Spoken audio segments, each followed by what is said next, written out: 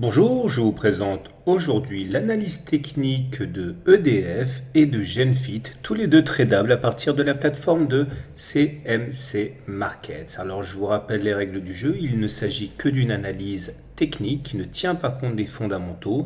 Ce sont bien les fondamentaux qui doivent l'emporter dans toute décision d'achat ou de vente. L'analyse technique ne sert qu'à peaufiner, optimiser les points d'entrée et les points de sortie une fois que vous avez déjà établi votre sens d'intervention, à savoir celui de l'achat ou celui de la vente.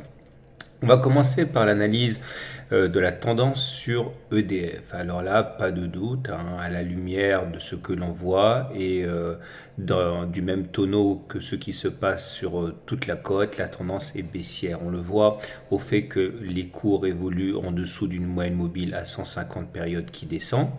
C'est la première des choses et c'est confirmé par le fait que nous avons des pics qui sont descendants et des creux qui sont descendants aussi. Ça veut dire qu'on est en tendance baissière au regard de la théorie de Weinstein et on est baissier au regard de la théorie de Dow.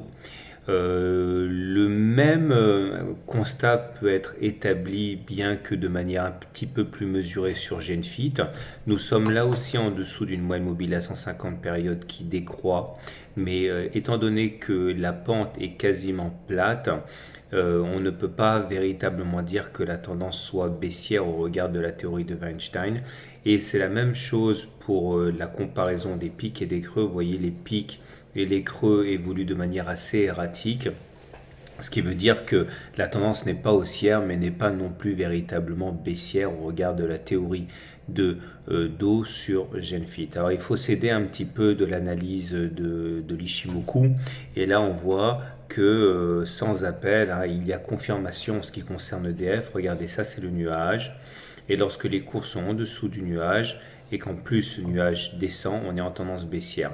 Regardez le travail qu'il y aura à faire avant d'inverser la tendance. Il faudrait non seulement passer au-dessus du nuage pour basculer en tendance haussière, mais il faudrait déjà se départir des deux sentinelles que sont la Tenkan et la Kijun. Vous voyez que jusqu'à présent, ça a été très difficile. Lorsqu'on n'était pas arrêté par la Tenkan, on était arrêté par la Kijun. Et après, encore une fois, il faudrait passer de l'autre côté du nuage.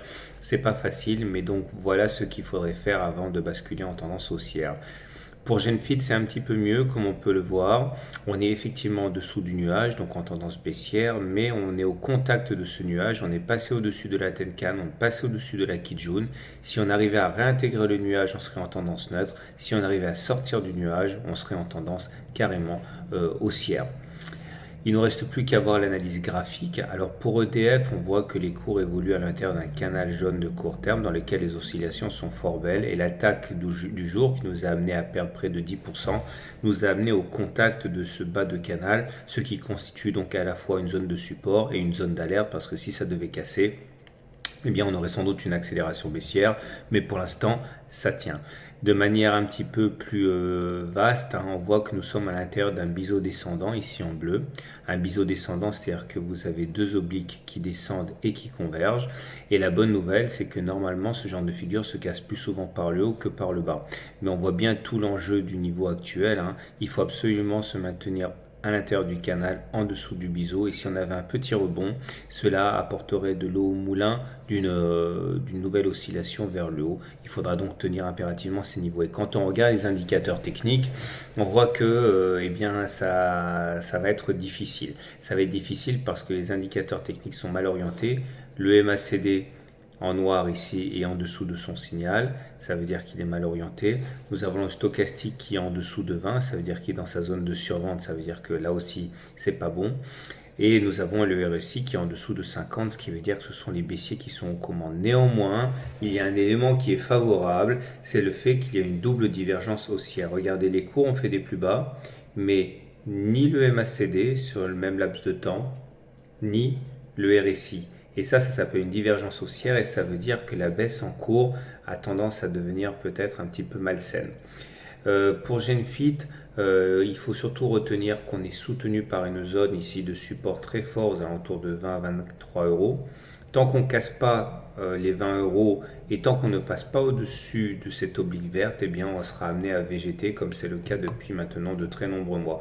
il semble bien que les investisseurs ne sachent pas vraiment quelle est la valeur intrinsèque de Genfit, hein. Donc ils ont tendance à consolider entre cette oblique et cette zone de support. Et malheureusement, les indicateurs techniques n'apportent aucune donnée définitive, hein. Le MACD est au-dessus de son signal, c'est bien, le stochastique est en dessous du sien, c'est pas bien. Et le RSI, comme par hasard, est sur 50, c'est-à-dire dans sa zone de neutralité. Donc on n'a pas grand-chose à attendre tant qu'on restera de toute manière à l'intérieur de cette zone de congestion. Voilà, donc clairement, si vous êtes acheteur pour EDF, si vous pensez que EDF a un bon potentiel haussier, vous pouvez éventuellement acheter tout de suite en espérant que le canal tienne. Ok, il pourrait être éventuellement sage d'attendre que l'on passe au-dessus du nuage, mais ça vous ferait rentrer beaucoup plus tard. Maintenant, si vous êtes baissier sur EDF, eh bien, vous pouvez spéculer à la baisse en cas de cassure de ce canal vers le bas, puisqu'effectivement, il risquerait d'y avoir une accélération baissière. Pour Genfit, j'ai envie de dire que c'est complètement aléatoire. Soit vous attendez qu'on retourne sur la zone des 20 pour acheter, puisque visiblement cette zone est défendue. Soit vous attendez que l'on casse l'oblique verte si vous avez un potentiel haussier qui est important. Inversement, si vous êtes plutôt vendeur sur Genfit, attendez que l'on soit au contact de cette oblique verte pour éventuellement vendre à découvert Genfit, ou alors vous attendez que l'on casse la zone ici, puisque ce serait quand même un signal fort de faiblesse, et donc là on pourrait spéculer à la baisse. Voilà, je vous renvoie donc aux fondamentaux de la valeur et de ce que vous pensez ce qu'est la valeur de ces actions est réellement. Je vous souhaite une bonne journée et je vous signale que mercredi soir de 21h à 22h, vous pourrez suivre donc une conférence en ligne gratuite, hein. Les inscriptions se font directement sur le site. À très bientôt pour une autre analyse technique.